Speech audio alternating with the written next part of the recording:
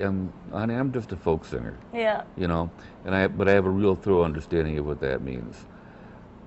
Growing up, really growing up, means at some point in your life discovering what you authentically inherit.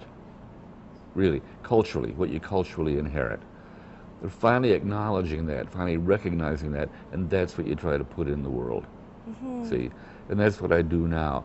Is I find that my inheritance is a wealth of song and story and poem from my elders, especially the radical elders, who never had that wide a voice in their lives.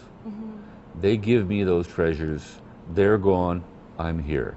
So that's what I put in the world, and that's it. That's there. Yeah. There isn't any other life for me. Yeah.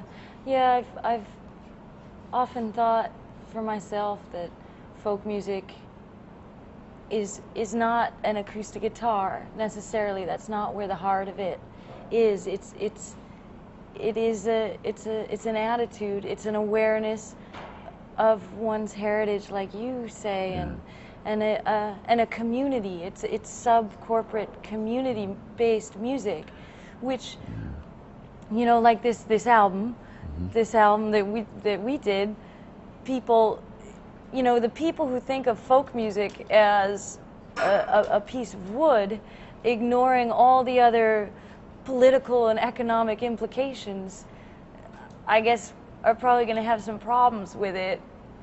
They are. I always loved what Pete Seeger said about folk music when we would argue politics during the old sing-out days when Irwin Silber was running it and he was a Maoist. Everybody fought all the time. And Pete was always there saying, let the songs do their work. Let the songs do their work. Because he was convinced that every folk song is a song of social protest if you perceive it in its context. Black blues is a catalog of abuses, you know. Old ballads like Pretty Sorrow is about a guy who's in love with a woman who's going to marry a merchant, and not him because he can't write. You know, if I could write, I'd write you a broad letter, you know, and he can't do it. When you see those in their social context, all these songs become transformational in those terms of social protest.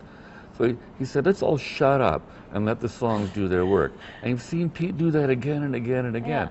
And it does come out in the music. It does come out in the music. Yeah, and in my, you know, in my experience,